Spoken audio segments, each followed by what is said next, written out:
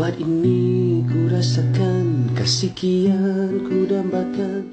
Assalamualaikum warahmatullahi wabarakatuh. Alhamdulillah, pada hari ini saya ingin berkongsi kisah bankrupt saya kepada semua dan saya harap kisah saya ini akan menjadi iktibar kepada semua. Saya Nur dan saya berasal dari Batu Pahat, Johor. Saya mengenali Encik Ikhlas daripada posting beliau melalui Facebook pada 16 hari bulan Oktober 2024. Kemudian saya WhatsApp Encik Ikhlas pada hari seterusnya 17 hari bulan Oktober 2024. Encik Ikhlas telah membantu saya untuk menghantar email pertama pada hari tersebut juga. Encik Ikhlas sangat-sangat membantu saya dalam urusan pelepasan bankrupsi saya. Pada 7 hari bulan November 2024, saya telah berjumpa secara face to face dengan Encik Ikhlas dan Encik Ikhlas telah membantu saya untuk menerangkan lebih lanjut tentang bankrupsi dan apa sahaja butiran yang diperlukan untuk saya teruskan pelepasan tersebut. Saya diisytiharkan bankrupt apabila saya menjadi penjamin kepada adik saya, tetapi adik saya telah menghilangkan diri sehingga kini dia masih tak dapat dijumpai. Pelbagai usaha saya dan keluarga telah buat tapi semuanya gagal. Pada tahun 2017,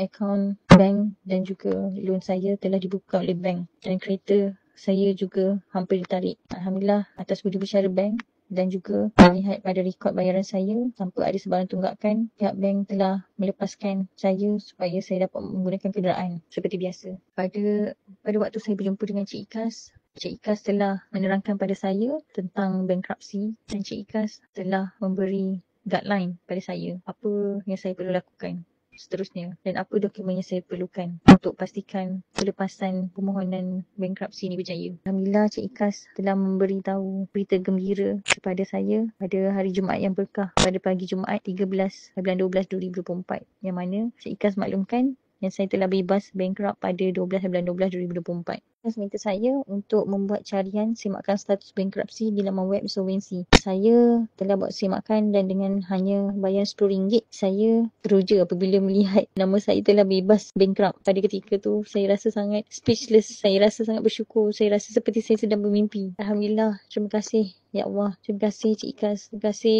Mak Ayah sepanjang saya berurusan dengan Cik Ikhlas. Segala urusan sangat pantas, segala urusan mengikut undang-undang dan saya sangat senang berurusan dengan Cik Ikhlas. Urusan semua mengikut step by step, jadi agak mudah untuk kita faham dan lakukan bila kita ada guideline yang betul. Saya sangat berpuas hati dan saya percaya Cik Ikhlas boleh bantu lebih ramai orang. Terima kasih Cik Ikhlas. Pada insan-insan yang mengalami nasib yang sama seperti saya, jangan mudah mengalah. Bankrupt bukanlah satu pengakhiran hidup kita. Kita kena kuat sebab dunia ni memang tempat untuk kita uji. Setiap orang ada ujian masing-masing. Pelepasan bankrupsi ni adalah satu hadiah yang sangat berharga untuk saya dan keluarga. Hadiah yang sangat istimewa berkat kesabaran, usaha, segala susah senang saya. Saya harap kisah saya ni menjadi iktibar pada semua dan jangan putus asa. Setiap masalah pasti ada jalan penyelesaiannya. InsyaAllah, kita percaya Allah itu ada bersama kita. InsyaAllah, terus kuat semua. Terima kasih. Assalamualaikum warahmatullahi